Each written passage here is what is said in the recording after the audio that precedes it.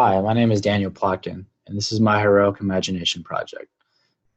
In this presentation, I'm going to talk to you about some of my heroes and what they all have in common and what my personal views of heroism is. So, to get started, when you think of a hero, what do most people think of? Well, I know before, I was educated on, heroism, I thought of a superhero. So, what is a superhero? Um,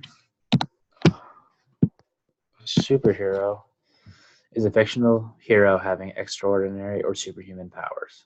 So this could be, any superhero you've seen in a movie or, any comic book. They're considered to be perfect people. So they have special human powers that average human citizens wouldn't have. And this separates them and the fact that they're the ones called when there's a problem. But if they're all perfect beings, what's the problem with superheroes? Well, superheroes are not real. Superheroes are fictional and are only real in movies.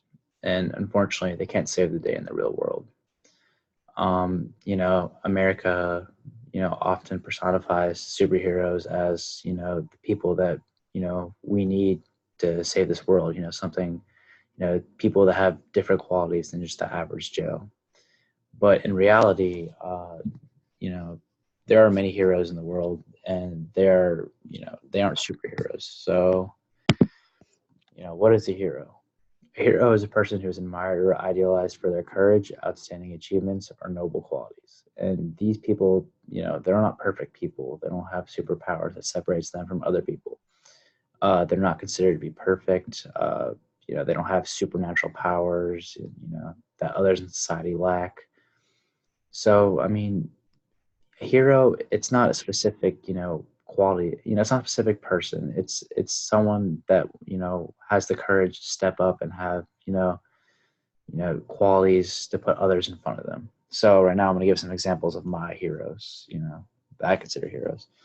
Um, so the first example is a kid named Kendrick Castillo. He was 18 years old. He was a high school student.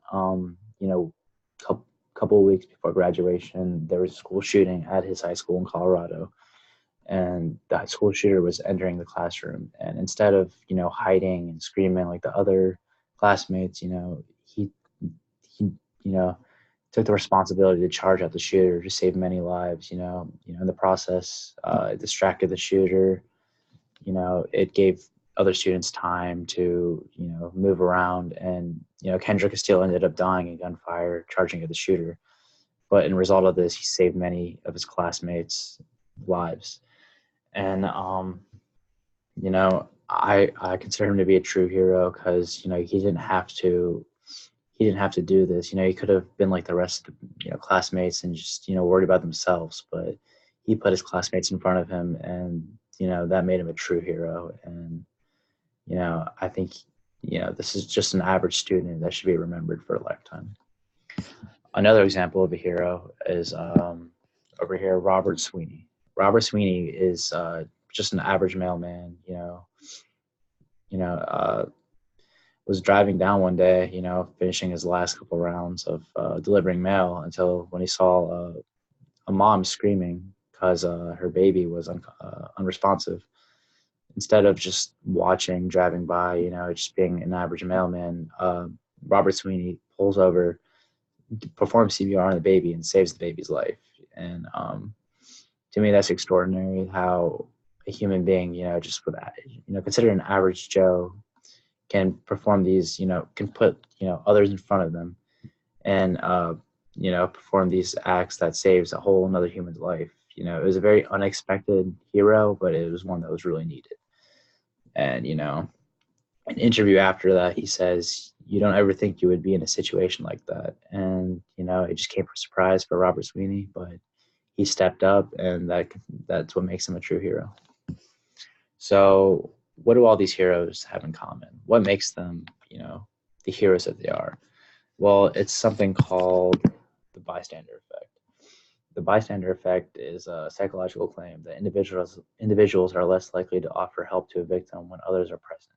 So if there are many, people present in a certain situation, everyone's going to rely on somebody else, to help with this problem.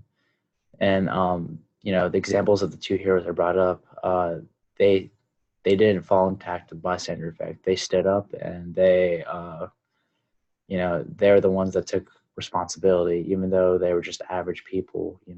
That's all it takes to be a hero.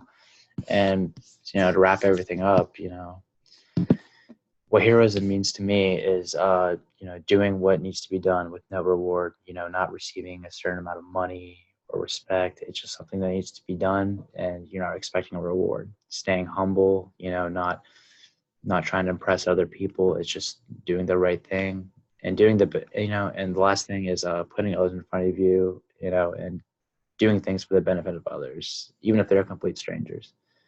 And that's what heroism means to me. And thank you.